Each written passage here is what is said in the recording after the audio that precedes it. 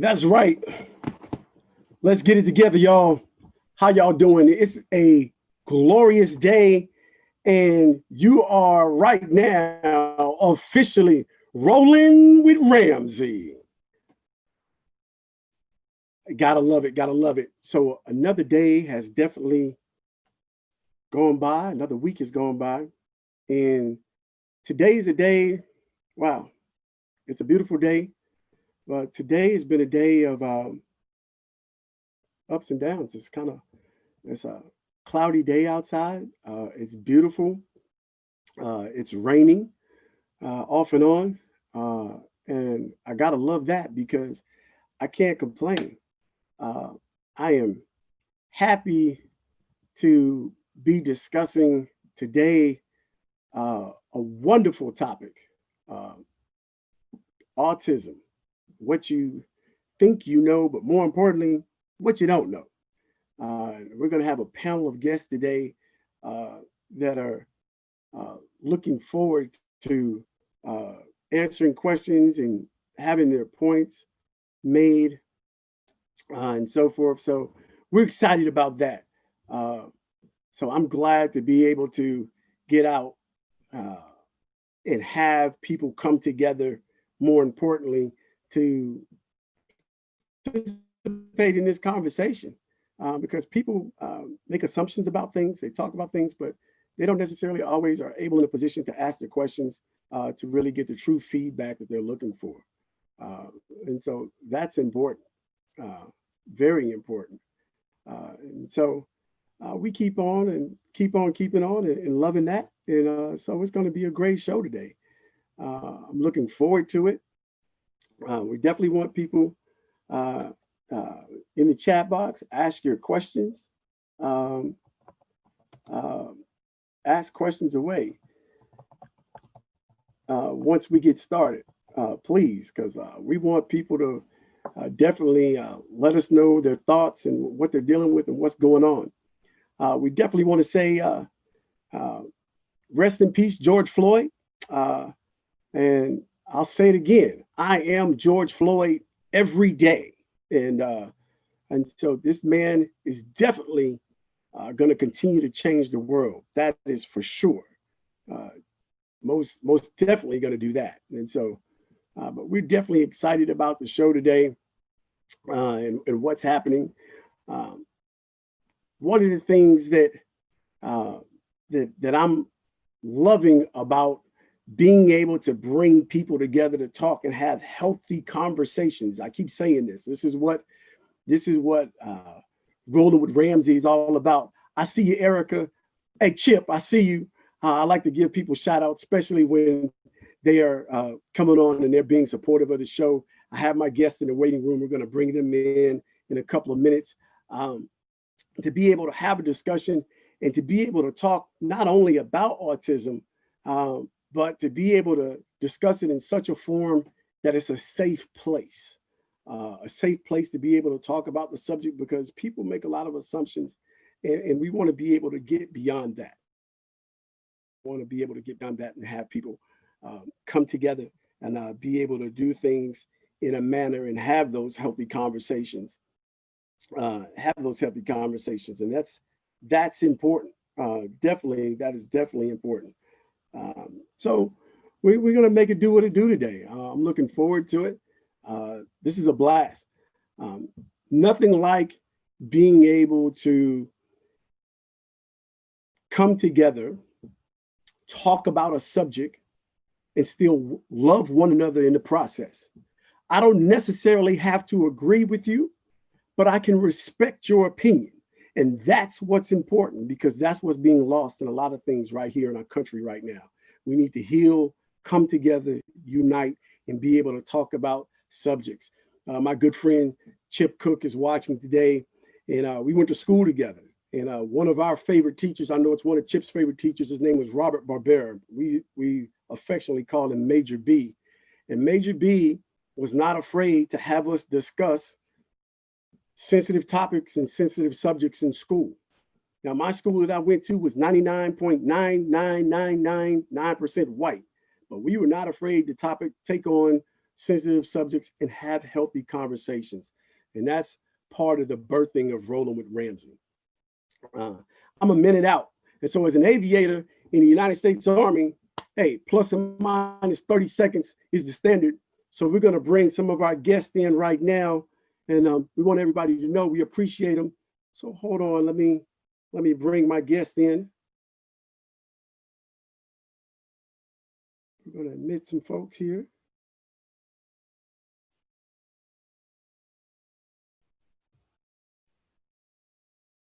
There's Dr. Robbins.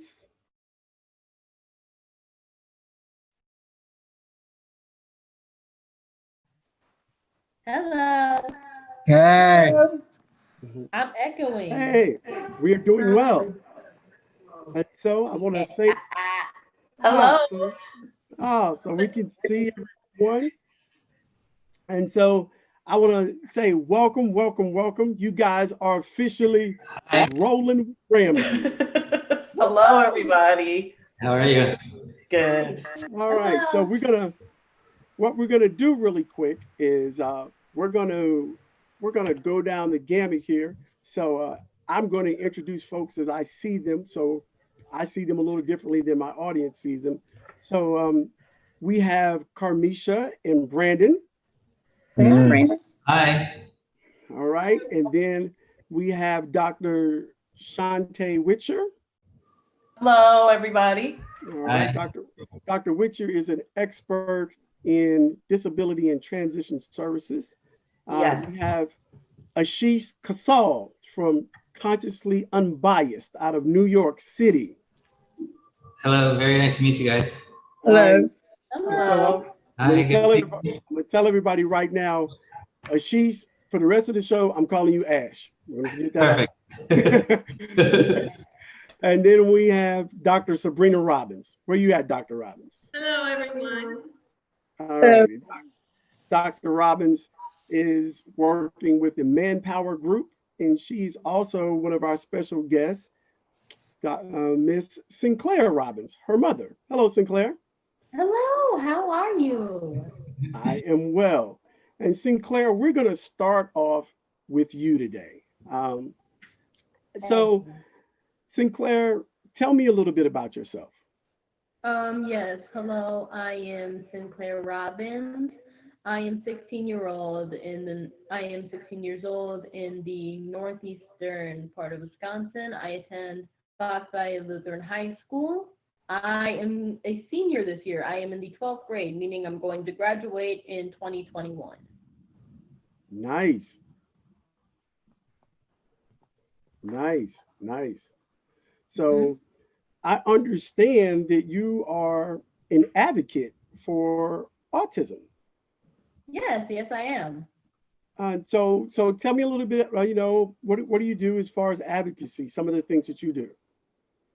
As far as advocacy, I have had my mother help me with making several appointments to speak about my experiences, fight for more autistic rights.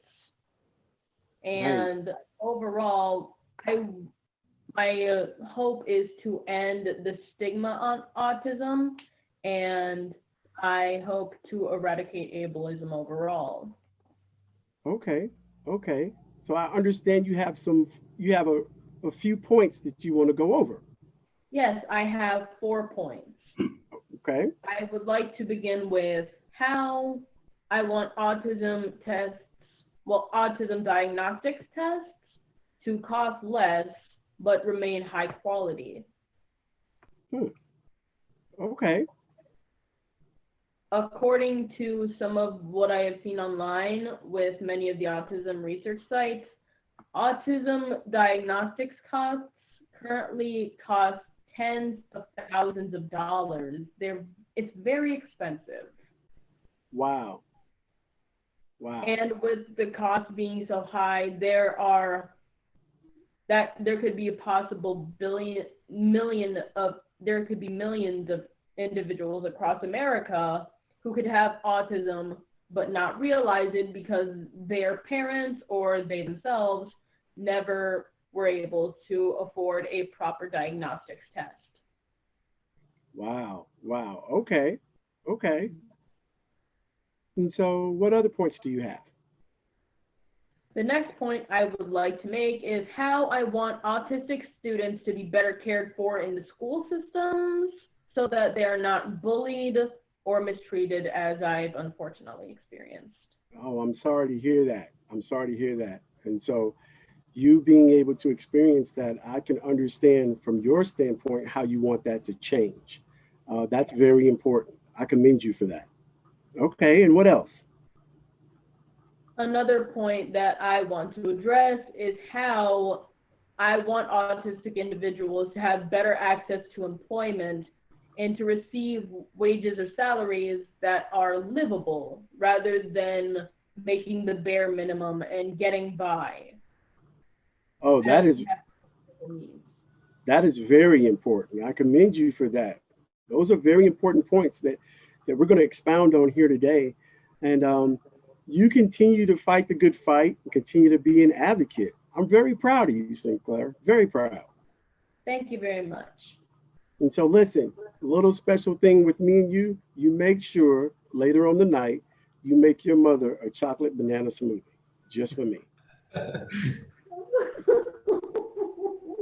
I will be sure to do that once I get the bananas. Okay. Thanks, Sinclair. I really appreciate it. I appreciated being here. Thank you so much. You're welcome. So listen, this is a beautiful thing to be able to have everyone on here today. Um, so Dr. Witcher, if you could come off mute for me, and so that we can help everyone. Uh, what is the definition, the official definition, Dr. Witcher, of autism?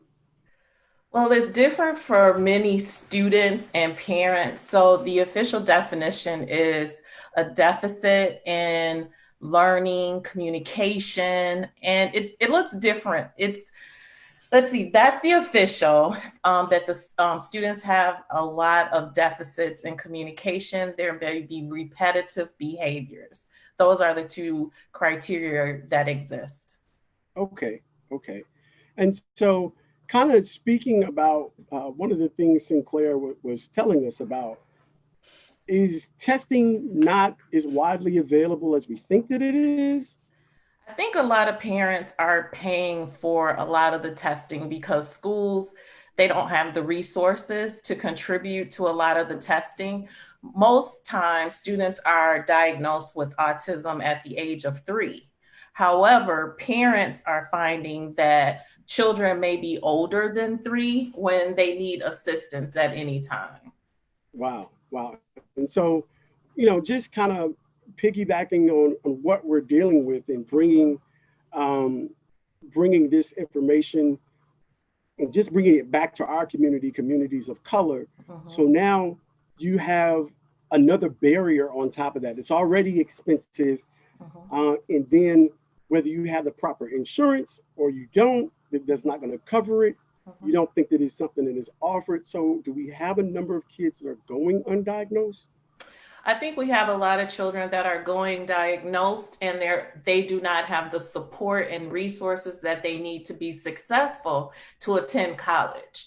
So what I am finding out is that high schools are not helping students to go to college. They will push them to a trade school or they will continue them on in some extended program outside of college, outside of high school.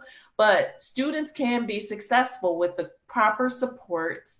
And I think that parents are mainly the ones that have to push the schools to do more to help these students be successful because they're not trying to educate them to be college-bound students. Wow. Wow. Okay. So hearing that let me jump over to Carmeshia. Carmeshia, you're right now, you're experiencing this. I believe, if I'm not mistaken, Carmeshia, this is, and everybody, this is my good friend, Carmeshia Miller. She's a retired CW2, United States Army, my battle buddy. So if I'm not mistaken, Brandyn is getting ready to transition. Is that correct? Yeah, so Brandon's getting ready to transition completely from regular school services. He actually stayed in a little longer because his birthday was in September, so he'll be 23. So this was his last 6 months, and he doesn't know, well, he knows it, but he's not accepting the fact that he's in school. He's not feeling it at all. So Carmeshia, let me slow you down. 2020. So let me slow you down. Slow down for me, because you whatever mic you're using faded out a little bit. Oh, okay. I'm sorry. I want people to hear. Okay, so this is his last year in school because he's basically aged out. So with the whole COVID thing, it's been extra hard because he was in a program like here in San Antonio, which is one of the few places that have this type of program. What they have basically is after you are 18, like he technically finished high school when he was 18. So we did the graduation ceremony, but he was still eligible for services. So when we moved to San Antonio from DC, because DC the services were just weird. So when we moved to San Antonio, they had a center here called the Nellie Reddick Center. So it's actually for all kids with special needs, from first grade all the way up to their 22, 23. However, the program he's in, it's a preparation for some kind of work environment. They have different tracks. They have like a retail track, which Brandyn was in, where they go to Marshalls, they go to Big Lots, they go to those different stores. Navy. To Eva Cereals, you gonna work there? Yeah. Okay, we'll see. So they also have volunteer programs where they would take them to volunteer at the animal shelter, and they would like clean out the cages and stuff like that, and then play with the animals afterwards. So the program is geared towards preparing them for a job on the outside. So they do the job training during the day, and then they have like a Dress for Success program, and they do interview preparations and stuff like that to prepare them for interviews. So every Friday they dress up like they would if they were going to a job interview, and they kind of screen them for job interviews, which is great if you have that level of, I guess, work ethic. Brandyn is not the best worker. He's kind of I'm gonna work 2 hours and then sit down and do whatever I want to do, and I'm not moving type. So for him, when he goes to his interviews for, Marshalls or wherever, the likelihood of him getting hired is less, because even though they have special needs, they understand that they want somebody that's actually going to work at least 4 hours. Right. So for him, the options are limited, and the only thing they really have here is adult daycare services. So he will have to go to a program they have here called Exclusives, which sounds like a strip club to me, but that's not. I go to Exclusives. So in the summer, yes. So we'll see, Brandyn. We'll see. Yeah. So the issue with that now is, well, I have a couple of issues with that. When we went to visit the place, it's adult daycare, and that's exactly what it is. Like, they say they do job training, but basically the ones who are going there are the ones who couldn't get a job. So when I go in there, I see a lot of kids coloring or like playing on, games and stuff like that, and not really doing things that are productive. So it's literally like a daycare, which I don't like. That you don't like. So here's what we're gonna do. So we're gonna pause with you for a second, and then I'm gonna jump over here to Ash. And so we're gonna jump over here to Ash and Dr. Robbins. Ash, so you just heard what Carmeshia said. Mm-hmm. I know you're working with a lot of companies, and that's a tough situation to be able to understand. Okay, I have a young man or woman who's on the spectrum of autism. This is the window, or this is the lane that they're in and how they operate. How tough is it for you to marry employers with like someone like Carmeshia in her situation? It's a mixed bag, right? I think one of it is educating the population. So for example, you assume that a disability is a disability. What I always say is you lose something, you gain something, right? And so they have superpowers, and we have to learn how to put those superpowers in the right spots, right? And so I think, and then the other part is, if you think about what you call a normal person, and ROI on diversity, ROI on the value you get off somebody working. If you put an autistic person in the right position, you'll get way more retention, you get more productivity, and a better ROI on that type of person than what you call normal, right? And so I think it's sort of rethinking those spots. For example, actually, Dr. Sabrina Robbins wouldn't be on this call if her daughter couldn't set up the configuration for her cat.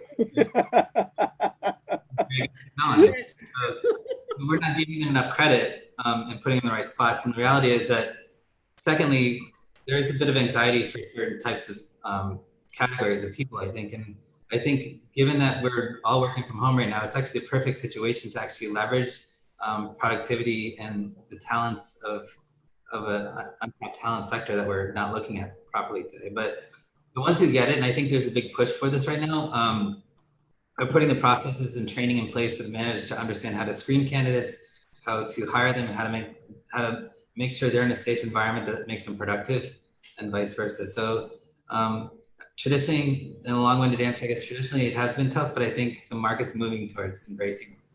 That's awesome. Dr. Robbins, do you want to expound on that a little bit? I do. One of the recommendations I would have is maybe consider more local, independently owned businesses that are near your community that may already have a relationship with your family because you've been shopping there. And then there are some jobs where a couple of hours is okay to cover shift time, breaks and things like that. Maybe opening up the store from 8 until 10, right? So that's another option for you. We're also finding at Manpower Group that there are new jobs that are coming up. So temp check person. So it's non-contact. You don't need to say anything. And you don't necessarily have to record the temperature. You could show the person a temperature and they fill out the form. So as we're looking at new types of jobs, as we reopen our economies, it's up to people like us, people like Ash, to help educate companies where they can hire more people so that we can all share in the economic inclusion for the recovery. Right. That's very important. So coming back to Carmeshia, Carmeshia, you and I, we had a conversation and we were talking, and I know you were talking about a transition facility up in Dallas. And you told me how much that place cost a month. And I was like, oh my goodness, tell me about that again. Yeah, so they have a facility outside of Dallas. It's in Waxahachie, Texas, called Daymark Living, and it's like a brand new community where the kids can go there. They have different living options, different floor plans. You can do a 2-bedroom, 3-bedroom, 4-bedroom, or you have a roommate. They have someone on site all the time, but there's not someone in their room. They only share a common living area. But it's $3,800 a month private pay. They currently don't take any kind of government service or anything. Like, they refer you to a financial planner to teach you how to be able to work $3,800 in your budget and still pay your mortgage. So it's a little steep. I've considered it because it's an excellent program. Like, it really is what he needs. They have transportation. They still continue to prepare them for jobs. And then they have connections in the community up there in Dallas where they provide them transportation to jobs, and then someone stays with them. So those kind of places are hard to find, though. They have a lot of them up in Massachusetts, but in this area, it's hard to find them. So $3,800 a month is ridiculous. So we're not trying to make this a black and white issue, but when you look at $3,800 a month, it is a black and white issue. It's going to be people with means. Yeah, people with means and people in communities of color. I don't have $3,800 extra a month, on top of everything, all my other responsibilities.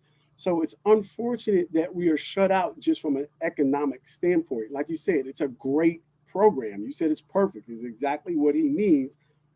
but it's just not in. It's based bottom line. It's just not affordable.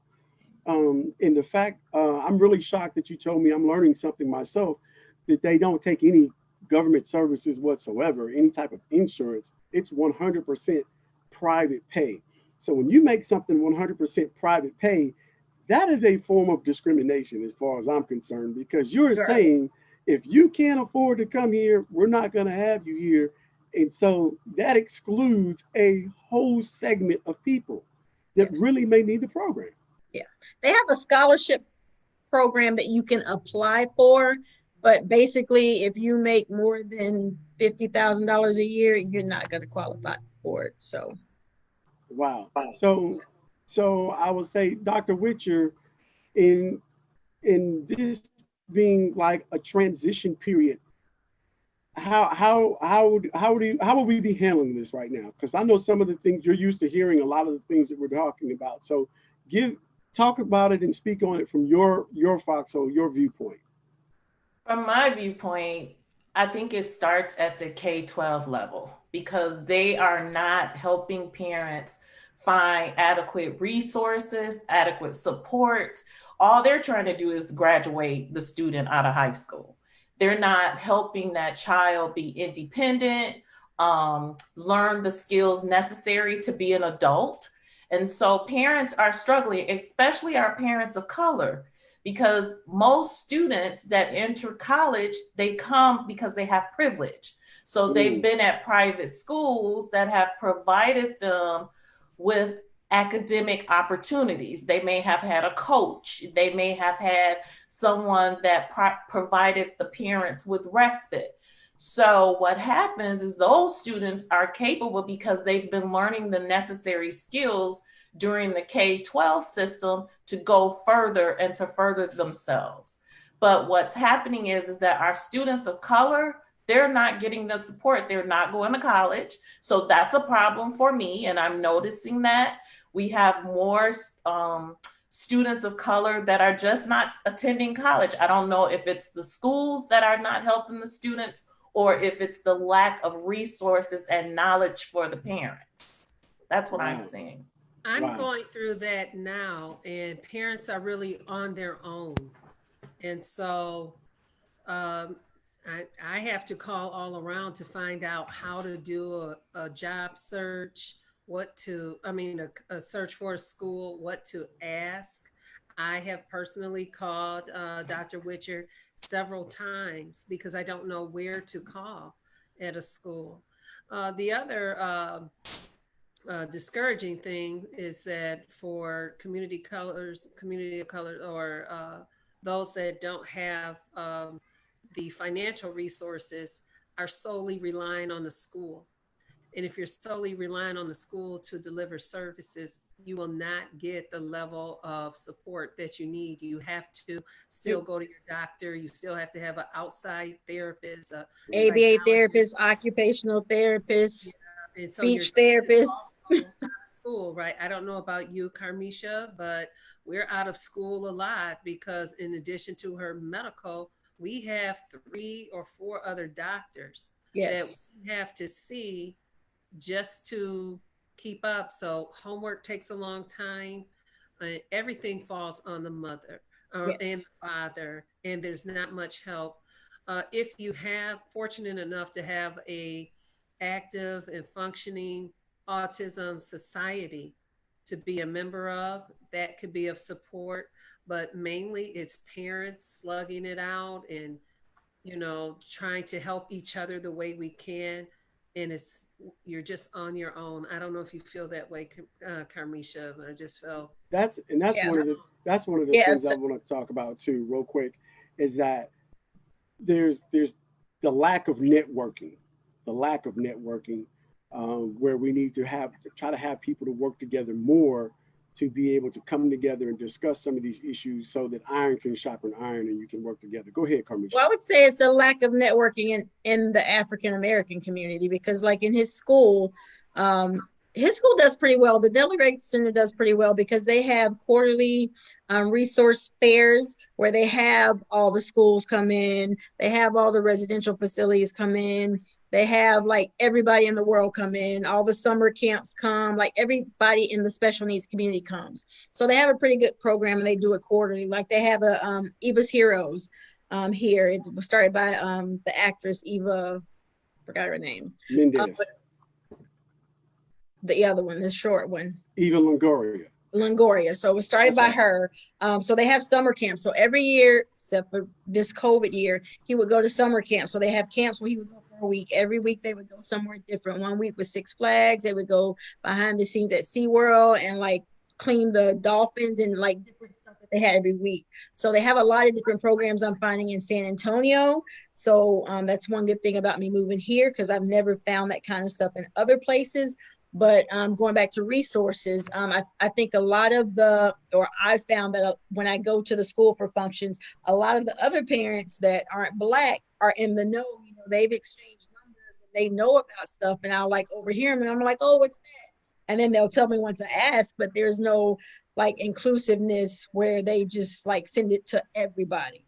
So I'm finding that, you know, for whatever reason, I don't know if it's just they're not comfortable with us or what, but a lot of times we kind of have to pull teeth for information from other parents that know stuff and we just don't know. Like a lot of programs that they have, like maybe like for Christmas break and stuff like that, it fills up before we even get a chance to sign up for it because they have people that they know in the program and they send them an email before they send an email to everybody else. So by the time you try to sign up for it, it's full.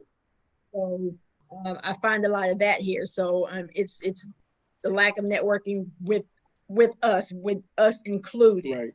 So let me say this and everybody can listen. So Mr. Sean Gatling, he said, I'm a school counselor in Michigan, and truthfully, autism needs to be included in our professional developments so that we can understand and be more prepared to help kids. I've been able to learn from Dr. Robbins and help my students, but it was not addressed by our SPED department. I hope I got that right, Sean. But he says, I will continue to push through our counseling association. Hey, Sean, you're a trooper. We really appreciate that.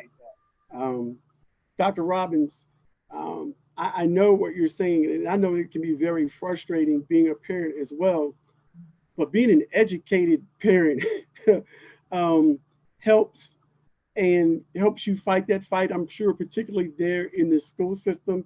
Because Dr. Robbins and I, we talk a lot, and she tells me, hey, if you don't get the grade that you want, we're going back and we're asking. Like, you know, we're fighting. So, Sabrina, I'm going to put you on blast on that one and let you just speak about how the atmosphere that you create as well. Yeah, so I just want to commend the caller that had that question. And it takes a lot. So by the time I come to the school district, I've already spoke to the therapist. I spoke to everyone. They've had an input in the IEP or the 504 plan. Before I approached the school, I called Dr. Witcher. Hey, this is the specific autism diagnosis that Sinclair has. What do these words mean? Because the school doesn't tell you. And then what's the current research? What are the assistive aids? And so by the time I go to the school, now I have the words. So parents need the code words to say. And then there's been times where I've asked, hey, I talked to her therapist. We need to meet at X time, and I need the therapist to participate in the call. But you have to be empowered enough to ask for that. Also knowledgeable enough about the special ed rules and advocacies available for parents. And we're not properly told about that. And the teachers are not properly trained to keep up on current research or technology that may provide more independence for the students to succeed. And unfortunately, I can personally speak to my own personal experience about kind of being the flavor of the month on a solution for the problem. You know, so for you guys out there, watching today, I'm dyslexic, and my mom was an educator. My mother was an icon in the Guilford County school systems. This woman has an undergraduate degree, 7 master's degrees, and 2 PhDs. And one of the things when I was going through school, no, I don't see numbers and letters backwards, but it came from a point of comprehension. And so when my mother finally had me tested, okay, we understand what the problem is. But prior to that, what was going on at that particular time, it was Ritalin, Ritalin, Ritalin. Okay, well, we're going to put your child on Ritalin. We're going to put him on Ritalin. We're going to put him on. And my mom was like, no, we're not going to put my child on Ritalin. There's nothing wrong with him. He's just not being challenged properly to be focused. We have to figure this out. It's not that he doesn't want to do the work or anything of that nature. There's something else missing here. But she had the tenacity to fight through to say, okay, we figured it out. Now let's find out the solution. So all the way through my bachelor's degree and my MBA that I got from Texas A&M Commerce, graduated summa cum laude, I make flashcards, I write things down, I read them, I write them down, I hear them. That's how I'm going to learn. All the way through flight school, it was the same thing. People would ask me all the time, dude, why are you writing all that stuff out? Because that's how I learned. That was my particular way to take in the information. And I remember people laughing at me, but I wasn't laughing when they failed 2 tests and they was out of flight school and I made it on through. That was just another thing. I had to throw that in there. But I understand that because I can see teachers now getting frustrated and then pushing the kids to the side. And that's the same thing that Sinclair was talking about, having that inclusion in the classroom and making sure that things are being addressed properly. So first of all, I want to take this time to tell Brandyn, hey, Brandyn, we're very proud of you too. I have watched you grow up and from afar, and we've seen the good days, the bad days, and we're rooting for you. Trust me, you got a whole bunch of cheerleaders that you don't even know. And guess what, Brandyn? All the times when your mama is making fun of you, we making fun of her. So we just want to let you know. So we on your side. Don't worry. No, that's him calling me out on Facebook all the time. Every time I do something, I'm like, I find out because somebody texts me, what'd you do to Brandyn now? I'm like, what do you mean? Posted on Facebook, mama said, go clean up your room right now. I'm like, really, man? Thank you. So I want to take this time to jump back to Ashish, Ash, and Dr. Robbins, because they work together a lot.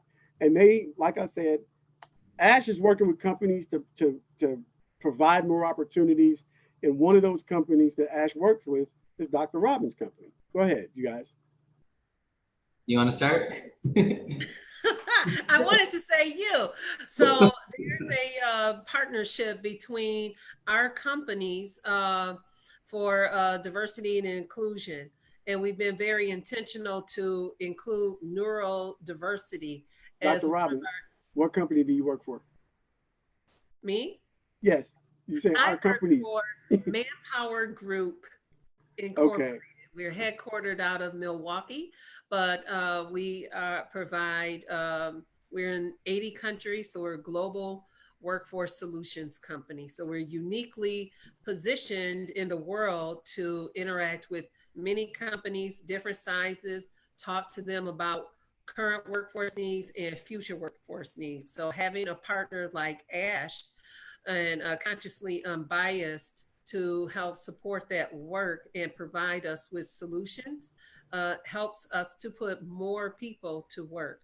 I also want to say what has not been said is that I believe an over focus on what was called high functioning autism, and that we are committed to the full neurodiversity and full autism spectrum, that people, according to their ability, should be able to work. And there are plenty of jobs that do not require verbal skills.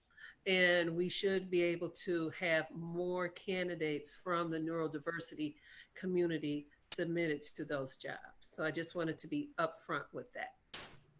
Okay. That was well said. Thank you.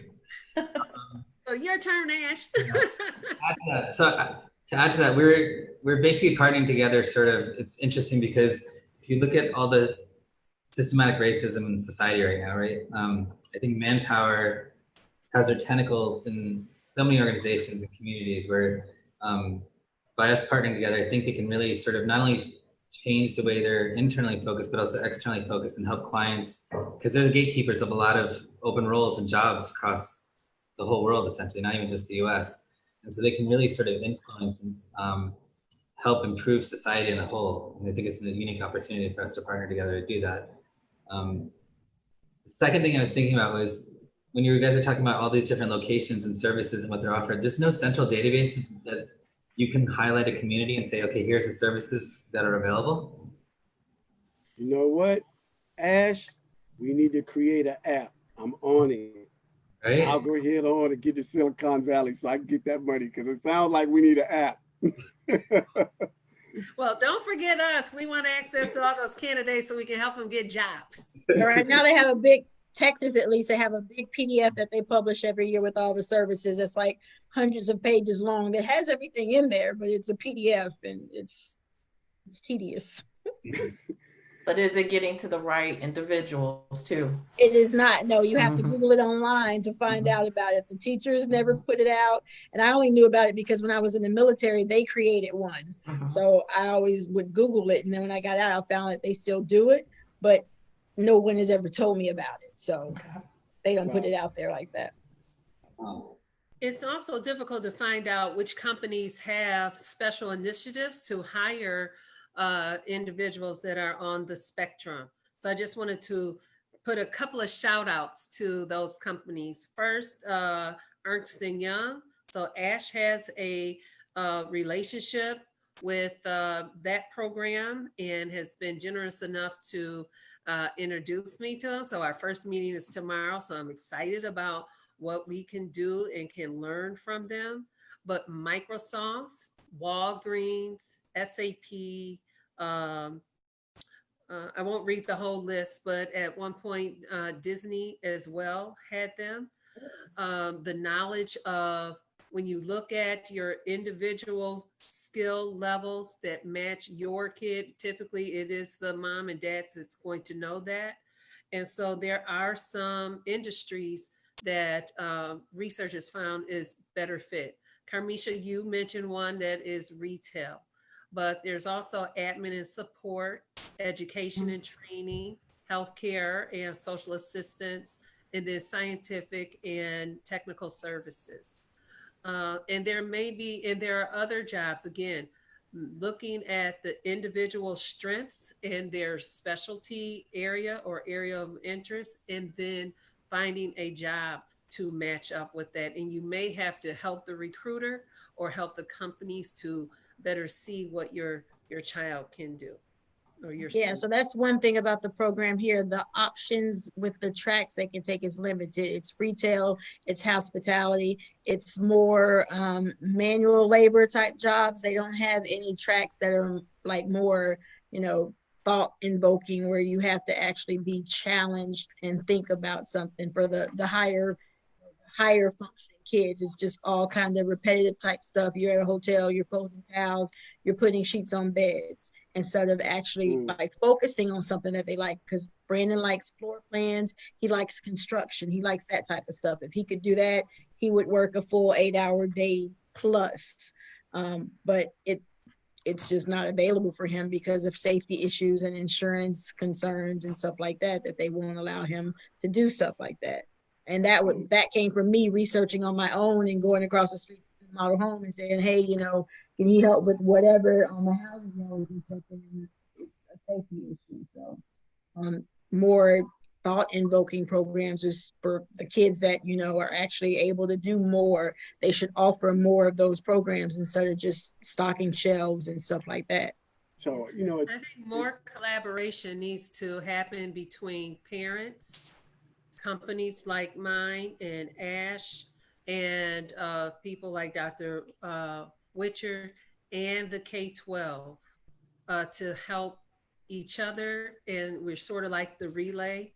And there needs to be more coordination and support so that when kids graduate, they have abilities. I won't even say skills, have abilities that we will be able to translate on the corporate or business side and help make that match. Right now, we have too many independent programs, good intentions, but it's not helpful overall. So I'll chime in real quick. My friend, one of my good friends, we've been friends since kindergarten. He owns a comic book shop, and um, throughout part of the school year, this past year, or it was last year actually, throughout the school, we had a young man that was coming after school, and he was working. His name was Corey. Now his mom found a job. I don't know what the program was, but once he allowed Corey to come work, he would just basically sign his timesheet, and he was being paid from this other program. But I'll say this: Corey could catalog comic books like no other person you'd ever seen. Not only could he catalog them, but he could tell you about every comic book that he was looking at. He knew the storylines. So it was clear that his mother was like, hey, is there something he can do because he likes this and it would be easier or something? It was something that he would enjoy doing. But once again, we're talking about a situation where a parent had to go out and search and find this job on their own. So I can see the frustration in that. But Corey was awesome. We brought him into the family fold. We saw him every day. When he had his birthday, we had a cake for him. We just made him a part of the family, because I remember going in the back area where he would be working, and he'd be like, oh, hey, Chuck, how's it going? And he'd speak and I'd speak, and he would go right back to doing what he was doing. And so the kids are very task oriented. And so I think that it's definitely an area that needs to be discussed. There's supply and demand. So we're definitely seeing where there's a need for it. Dr. Wisher, so when kids finish on the collegiate side, how are you helping them transition? Now, are you intermingled or intertwined with Dr. Robbins and Ash? Because if they've made it through 4 years, they're graduating on that level, then what's next for them? Well, when they graduate from college, it's been a difficult to connect students with employment. And I am so glad to have Dr. Robbins being able to me in Michigan with students that are interested in graduating, and parents are wanting those students to have employment. Numbers are very low for students with autism to find jobs in the fields that they graduate in. So you may have a student that graduates in engineering, and they may need some assistance in finding employment because the way they interview, because they have difficulties with communication, those interviewers will not understand the way they relate. So students be connected early to like the rehabilitation services and connected with Dr. Robbins or other programs that's going to assist them with employment opportunities, because they are not getting jobs. There are a lot of students with autism that are not employed in their fields. And so I get a lot of contacts and calls about that. Wow. So that's very disappointing. Yes. That's very disappointing to hear, because I can see how, from a self-esteem standpoint, how that can be very defeating. I've graduated from college. I have a degree. I've made this big accomplishment, and I'm not being rewarded for it. I'm being cast aside. Right. That shouldn't happen. No, that definitely shouldn't happen. And so what happens, we also have to remember a lot of colleges are starting programs to help retain the students. So the students are able to get through those 4 to 5 years of college, because a lot of colleges are collaborating with parents. They have mentorship programs within colleges. They have special students with autism. So they're allowing students to get to that point and graduate, but there's a disconnect with connecting them with the jobs in the fields that they major in. A lot of them are interested in film and video. They're interested in computer sciences and those STEM fields that they want to be able to be in.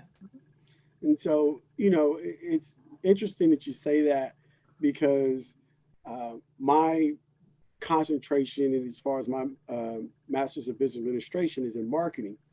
But I was a typical kid. I watched a lot of TV, and for whatever reason, I can just remember a lot of different things. It's almost like limitless. I can pull stuff out of thin air from somewhere, and I'm asking myself, how did I get it? And I remember watching the movie Temple Granderson. Temple Grandin. Temple Grandin, right? Who's in Texas, and she was in Cal. She basically did agriculture, and changed the way cattle was slaughtered and how they were handled and so forth. But I remember, more importantly from the movie, is her tenacity in how she basically said, well, you know what? I'm just not going to take it. She was obviously on a high functioning spectrum, end of the spectrum, because she was doing a lot of things on her own and just wouldn't take no for an answer. But again, she had the support too around her of her loved ones. Yeah, at Texas A&M, where I teach, I've had two students in my class who had autism, and they were interesting. But I teach IT, so they were IT majors. And at Texas A&M, they have student employees that they allow to work at the help desk and stuff like that. So they actually allow them to work at the help desk and do like customer service stuff, to like start interacting with customers and like repair stuff and, take calls and stuff. So they kind of allow them to, while they're getting their degree, they work at the help desk. And then a couple of them, once they've graduated, have gotten permanent jobs at the help desk doing the same thing they were doing as student graduates. But in IT, that's probably one of the very few instances I've seen where the students graduated and got a job in IT, because like you said, companies are, I already know the people that I've interviewed for sometimes, and other people, if we have an interview panel, if there's somebody that has even a small tick, like they'll make a mark about it. And it's like that has nothing to do with their ability to do the job. And I'm the only one saying, why are you making a note of that? Because I'm the only one that's sensitive to, things like that. But they see things like that as, being weird or being different, which again, shouldn't matter if they can do the job, but a lot of people aren't able to look past that. So that's one of the biggest problems that they have on, the job. Even with Brandon, when he did the retail program, when I would stalk him from inside the store just to see what he was doing, to see if he was actually working. Yes, Brandon. So when I would stalk him, some of the customers were kind of uneasy with them.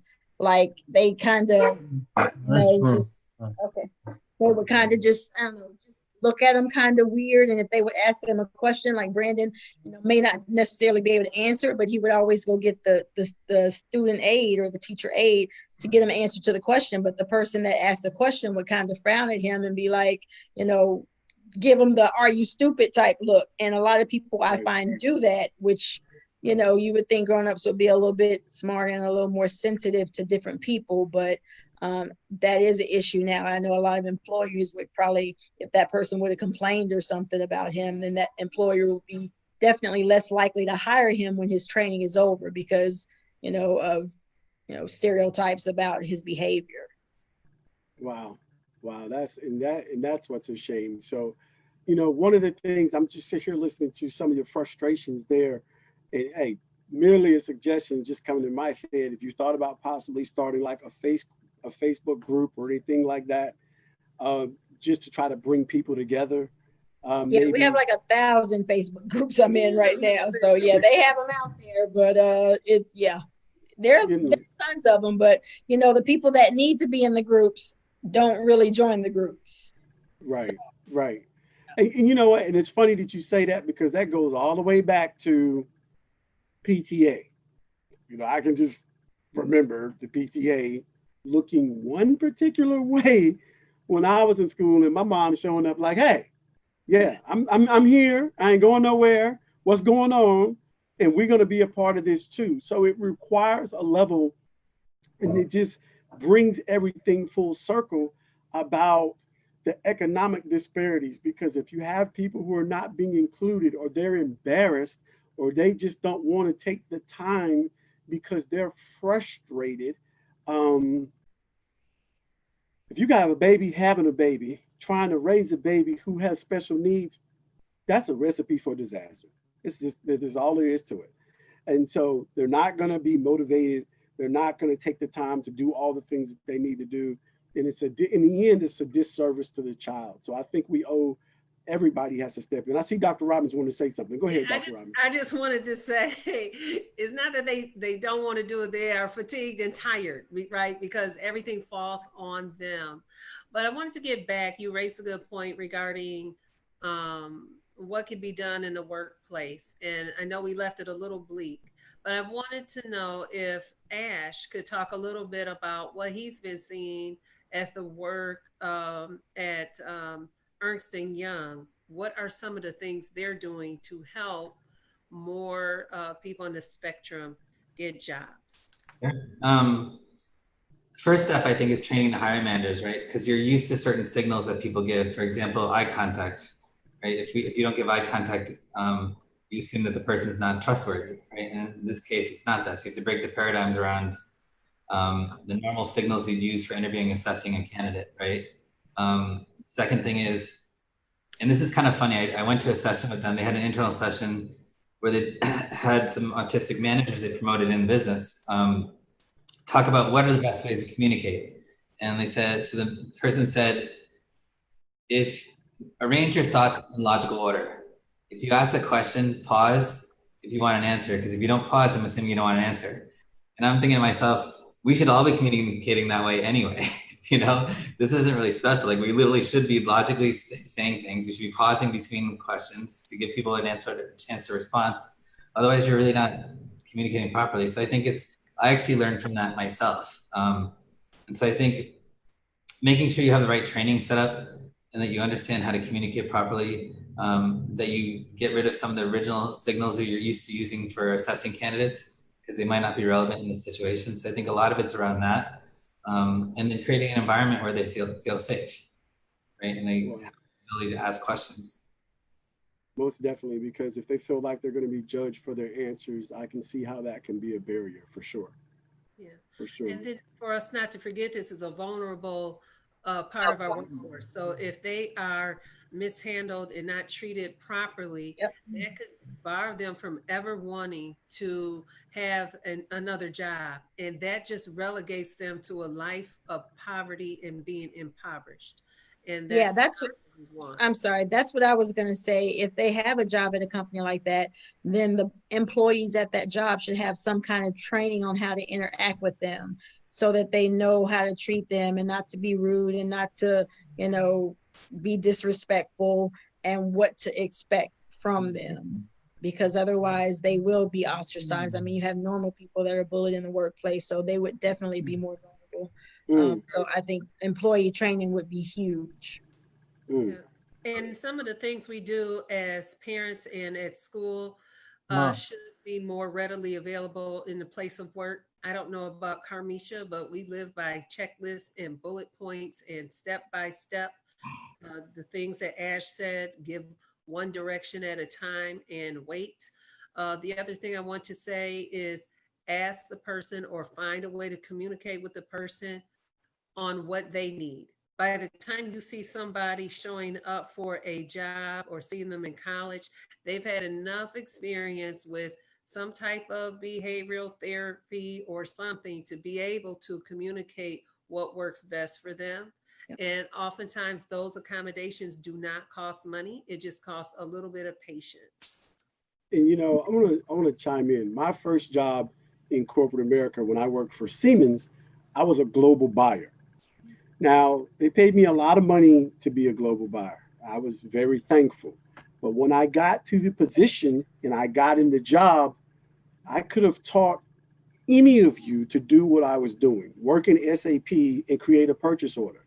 I was literally sitting in front of a computer and I would see this come in, I've got to order this part. And I was cutting purchase orders all day. And my queue kept getting bigger and bigger and bigger.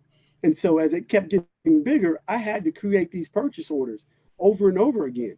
So it was nothing more than repetition, because I remember the guy who trained me on how to originally do it. I sat there and I watched him do like 10 of them. And he looked at me and he said, well, are you going to write anything down? Are you going to take any notes? I said, how about you just let me do one? And I did it. And he was like, oh my God, you know how to do it already. I said, well, I've been watching you the whole time. I know I'm a hands-on type of person. So if I sit here and I just watch you, and then I could do it. But my point that I'm trying to make is I could see how that position in that role, which did not require me to, I don't want to say I didn't do any critical thinking, but I was literally just cutting purchase orders. And that was part of it. Now, the other side of the job was me going out with certain suppliers on the commodities that I was in charge of and negotiating prices that I was buying said parts for. But guess what? We could narrow down a job and say, hey, you're going to be the purchase order guy. I could see that particular job just being narrowed down. You're going to cut purchase orders. We're going to teach you how to do it. This is what you do. Boom, boom, boom. It's done. You submit it in the system. And that frees up the buyer to maneuver and go out and talk to the suppliers to negotiate prices. Because anytime I had to leave, whether it be go to California, Texas, or go to the UK, guess what? My queue was still getting bigger. So I would be gone and still having to log into the system and still do that part of my job. That was still my responsibility. But I could see that particular job being, in my experience, being something that an autistic person could easily do. And the other part of your job, though, is to actually do QA against the purchase orders and make sure everything ties up, right? Which is also an expertise. Yes, so, exactly. And you have a checklist.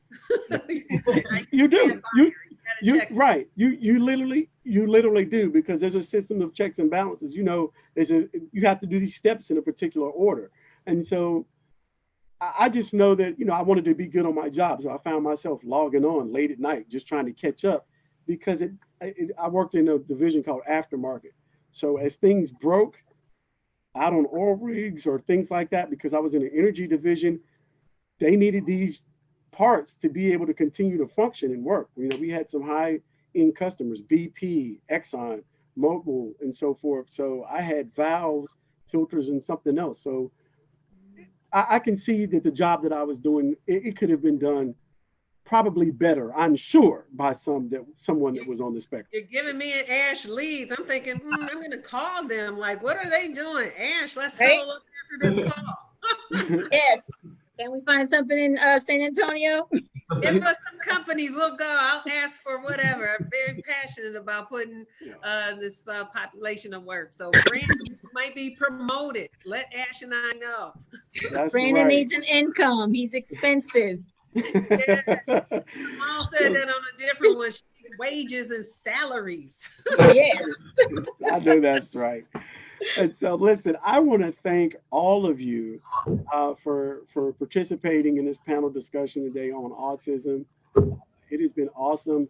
I'm going to personally make a commitment. You know, I was jokingly saying it when I said it, Carmeshia, about, you know, we need to create an app. I know people who do that. I'm definitely going to put a bug in their ear, because people are constantly creating apps, and you can't believe, it's kind of hard for me to believe, like, wow, you just can't go download this app. Nobody's actually thought to do this. But that just goes to show you how a segment of people are being overlooked. That's what that's showing me. You know, if this need is out there, because you best believe if you create it, everyone is going to want to use it. So that's just me trying to make a commitment to help be a part of the solution and not part of the problem. And I want to say that if you know companies that have an interest in doing more for neurodiverse workers and candidates, in Ash, and then we'd love to talk to them and see what we can do to assist. So after you get the app, get the candidates, you know, call us, and then we'll pick up the ball from there and make those matches. Right, Ash? Well, it's only in Texas, but HEB is very supportive, very supportive. You have a contact. I can talk to you off air. Yes. We will. So I want to say once again, Dr. Witcher, thank you so much for Thank participating you. today. Thank Dr. you. Robbins, Ash, Brandon, and Carmeshia. Thank you You're guys. welcome. Thank you. Thank you guys so much for rolling with Ramsey today and this conversation on autism. And I hope that we were able to educate some people on what they thought they knew, but more importantly, what they didn't know. And we're going to make sure that we down the road have a follow-up interview to see how we've tried to tie some of these loose ends up and some of the things that we've come up with. This has been a beautiful conversation. I love all you guys. I know we're going to tie our family together. Carmeshia, for the last week, I've been trying to get you and Dr. Robbins on the phone together, Sabrina, but she stays so busy and she's always on calls, but we're going to figure that out here shortly. So Yeah, it's been not on, busy. it's not on me. So we're gonna figure that out. But once again, thank you everyone. Thank and, you. You all have a blessed day. Thank you. Bye. You too. Bye.